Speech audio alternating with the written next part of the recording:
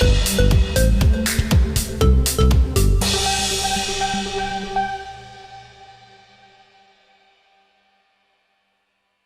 bertemu dengan Syakir juga nih, Syakir juga sudah datang ke rumah orang tua. Itu perasaan abang seperti apa sih bang? Ya lega lah, karena memang keinginan orang tua kan begitu, bisa kumpul lagi semuanya. Ya alhamdulillah ikut senang, lega akhirnya kita bisa ngumpul lagi gitu. Tapi tadi Jikri juga bilang katanya dia memang sibuk nih bang untuk pekerjaan sendiri sampai tidak pulang ke rumah nih bang. Nah, abang sendiri melihatnya gimana sih? Seneng banget ya Syakir punya kesibukan di umur dia yang masih muda gitu. Dan aku ikut bangga lah pasti atas pencapaiannya gitu kan. Pokoknya dengan kesibukan dia, aku berharap semoga berkah semua yang dia jalani dengan kesibukannya, tapi semoga juga bisa sedikit lah bagi waktu sama orang tua. Dan alhamdulillah dia udah yakin kan pada akhirnya dia bisa pulang gitu. Tapi bang Jikri sendiri melihat sosok Syakir nih gimana sih bang?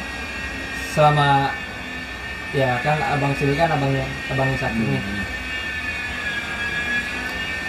Saya ngeliat Syakir ya sosok anak muda yang masih bergairah ya, nyari kesibukan, hal-hal positif di luar mungkin ya. Jadi aku ngelihat dia bagus lah, baik lah dengan kesibukannya itu. Tapi ya kembali lagi, aku melihat dia sebenarnya cinta sama keluarga gitu, sayang sama keluarga. Cuma mungkin dia cuma salah dan mungkin lupa namanya manusia yang membagi waktu untuk keluarga gitu. Jadi mungkin ada hal yang dia hilaf kemarin dengan kesibukannya, jadi mungkin sedikit aja lupa gitu untuk menghubungi keluarga atau membalas komunikasi dengan keluarga gitu aja. Apa yang disampaikan di preskon Syakir tadi, bang Jikri sendiri sedikit puas atau perasaannya gimana sih bang? Ya udah sedikit puas lah ya dia ngundang wartawan tiba-tiba gitu, tapi katanya ingin memperbaiki image-nya untuk keluarga. Tapi sebenarnya ini internal, tadinya kita diskusi malam itu untuk nggak preskon, tapi kata dia nggak apa-apa, bagus preskon soalnya mau bahas buat film juga kan kata dia. Ya udahlah, akhirnya aku ikutin apa kata keluarga aja, keluarga setuju ya udah kita preskon. Dan pembahasan Syakir tadi di preskon aku sepakat lah, semuanya pasti pernah punya salah ya, apalagi aku yang jauh lebih banyak salah ya daripada Syakir gitu ya.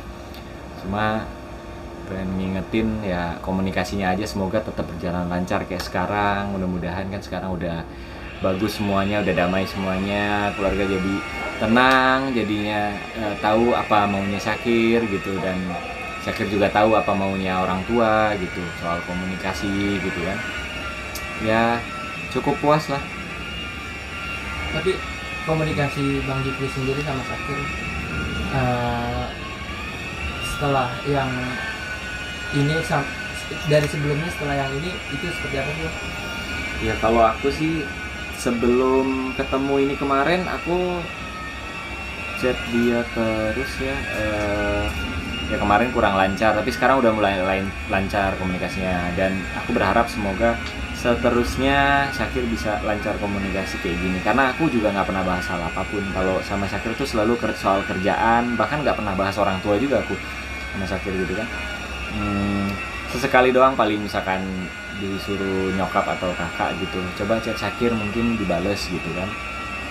Jadi aku juga mencoba hubungi, soalnya kalau kakak yang hubungi itu biasanya kakak yang kadang ketika dibalas Syakir dia baru karena banyak anak ya, jadi suka telat balas juga. Syakir juga mungkin telat balas, jadi kadang aku yang hubungin gitu. Jadi agak terhambat karena kesibukan kalau Syakir. Kalau kakak ya suka kesibukan karena anak juga ya. Jadi harapan aku semoga chat aku juga lancar dibalesnya. Terakhir soalnya sebelum tahun ini tuh ternyata tahun lalu bulan April gitu, bulan April nih ya, April April ini chat terakhir April, tapi sekarang udah mulai lancar lagi. Terus habis April itu aku ngechat lagi bulan Mei, Agustus, Desember nggak dibalas sampai akhirnya ya kemarin malam akhirnya kita udah lancar lagi komunikasi, udah balik lagi kayak dulu lah, udah saling bisa cerita lagi, udah deket lagi gitu aja. Mungkin kan kemarin dia sibuk, aku kira ya ganti nomor juga gitu, jadi aku selalu positive thinking sama dia gitu. Tapi Gitu memang sih. Sakir sendiri yang ditakuti itu Bang Jikri atau memang Kak Mimi gitu? Enggak sih, dia nggak takut siapa-siapa, di keluarga kita semua baik-baik aja. Dan apa ya, nggak ada yang dia takuti sih. Dia tuh pulang tuh kalau ada waktu aja gitu sebenarnya. Sekarang ini akhirnya dia ceritakan memang lagi sibuk beberapa bulan ini, mungkin ya lagi bikin film, ribet soal kru karena dia terlibat banyak peran kan, sutradara juga, pemain juga, ikut ngurusin kru juga, jadi mungkin gitu aja sih. Kalau sama Kak Mimi dia sebenarnya deket, ngechat gitu, nggak ada takutnya sih, apalagi sama aku ya, bromen banget dari dulu tuh, dari dia masih 16-17 itu deket banget sama aku, bisa makan sepiring berdua gitu, kedekatannya tuh sampai sebegitunya kita dulu gitu. Mungkin boleh sedikit cerita nih Bang kedekatan Bang Jikri sendiri sama Sakir dulu sampai akhirnya sekarang nih Sakir melakukan hal seperti ini nih gitu Bang. Gimana? Ya jadi mungkin boleh cerita sedikit kedekatan Bang Jikri dulu nih yang katanya bromen gitu. Nah sampai akhirnya Sakir sendiri melakukan hal seperti ini gitu. Ya aku pernah nginep, kalau Syakir lagi kemana dia ngajak nginep, aku juga kalau ngajak Syakir, yuk Kir kesini nginep, dia nginep sama aku, kadang berdua cerita soal dia lagi deket, misalkan lagi syuting sama siapa perempuannya, dia takut suka gitu-gitu, dia pasti nelpon aku tengah malam gitu, bisa curhat, bang ini gimana, kan abang kenal duluan, pernah syuting duluan sama ini gitu-gitu sih. Terus bisa yang makan bareng, kemana-mana bareng, bercanda bareng, itu udah waduh mati ya, pokoknya gitulah, dekatannya cukup sangat amat deket banget lah sama Syakir tuh, nggak ada batasan sama sekali. Kita mau cerita apapun, hal sedalam apapun, serahasia apapun, kita bisa cerita berdua gitu, dibanding sama Kak Mimi, karena mungkin Kak Mimi perempuan kan gitu, jadi hal laki-lakinya pasti dia ceritanya ke aku aja gitu.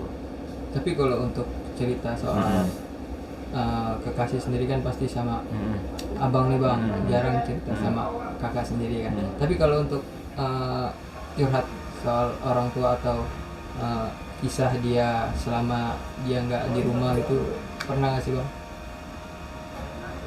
Ya baru kemarin malam ya kok. Sebelumnya tuh mungkin dia lebih ke Kak Mimi ya.